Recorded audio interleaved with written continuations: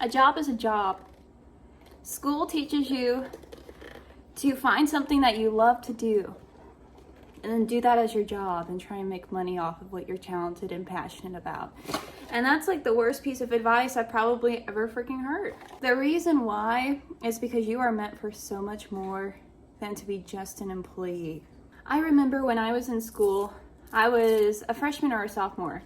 I was very into school. I had straight A's for a while. I was really into it because I felt productive being good at school, and I felt like it made me a better person, or it made me feel more accomplished. What I ended up realizing, I was assessing what my future would look like. And so what I said to myself and what my thought process was, well, I know that I really like money. I know that I've always been interested in money since a young age. I really liked Monopoly. I liked learning about business and psychology, both of those together. I am interested in communication. And with that, I was like, I think I'd like finance. So I looked up all these jobs related to finance. There was all these different options. You needed these different degrees. And then I realized, I was like, I don't want to do finance for the rest of my life. I ended up finding out that I just wanted to travel, enjoy nice things, have a fulfilling life, which is hard, which is what I've come to realize recently. But I realized college, I hated school. I ended up hating school. My thought process was, what makes me think that I'm going to like college? I'm going to college pursuing years of university. Years of my life, years of my focus, dedication, hard work to become an employee for somebody else's mission.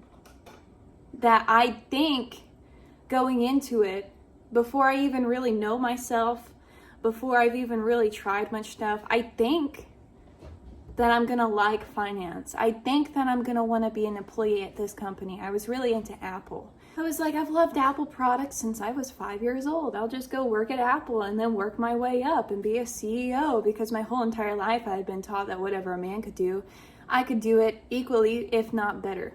That's just what I was taught. That's just what I believed. And then I realized that was stupid.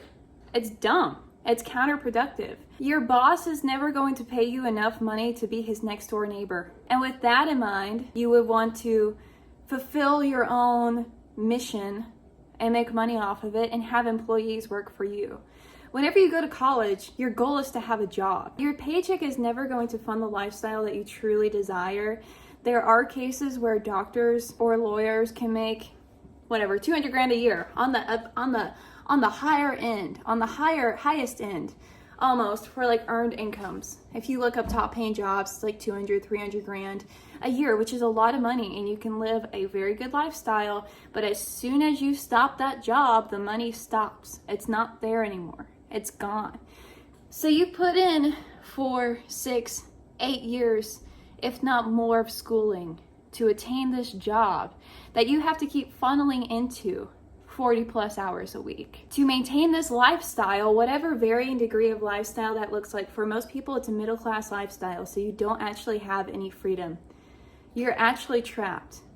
For most people, that's what it looks like. If you're on the upper end, you'll get to go on nice vacations, you have certain perks, you get insurance, you have some better benefits than the other employees, but at the end of the day, you're still an employee. At the end of the day, you can still lose your job. As soon as that job is gone, your income is gone. I remember talking to one of my teachers.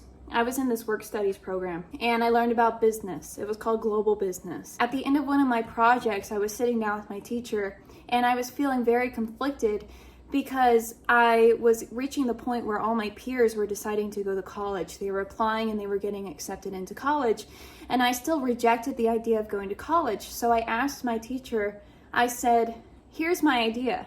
My idea is to, in one way or another, at the time, create a business of my own and then use the money from that business to buy things that are valuable. I asked her opinion on that and she said, I think that you're going to do well wherever you go. You're very determined. She's like, on the safe side, I would recommend still applying to colleges and giving it a second shot, because you need to have that backbone of security, because the income isn't guaranteed with a business. I remember taking that advice and I remember saying thank you, because for the sake of it being advice. And then I realized she's an employee, she's a teacher. She doesn't know what she's talking about. I realized that I didn't have anybody in my life who could actually help me in the direction where I was going. So I felt lost. I felt like I didn't have guidance because all of the people around me who are my mentors, whether they be directors in Walmart or executive assistants or whatever, they're all just employees. They have a job. They've all followed the same path of going and getting a traditional education, a college education, accumulating debt their whole entire life and working a job to try and pay that off or live for the weekend. And that's just not a lifestyle that I'm interested in. A job is a job. It doesn't matter if you're a therapist or a cashier. Ultimately, what matters is how you build your own personal skills and how you can monetize them. It's like I recently got monetized on YouTube. That's pretty freaking cool. If I can make 5 more viral videos, I can make thousands of dollars. And I don't have to go to work. It's a different form of exchange and energy to get the money, but I don't have to go to college. It's something I enjoy doing, and I can scale it. And so that's like the thought process that you'd want to be in. I'm not interested in a job for a job's sake. It doesn't matter if I like it or not. I've had some very emotional experiences here recently where I realized that life is different than I originally anticipated it to be. I've realized that it's a lot harder to be free than I initially thought, because I've come to understand more of the bigger picture. And it's really sad. It's depressing. It's really, really sad. Most people are trapped, and you'll be trapped forever. If you need that job to live, you are a slave to your lender. You're a slave to your boss, to your corporation.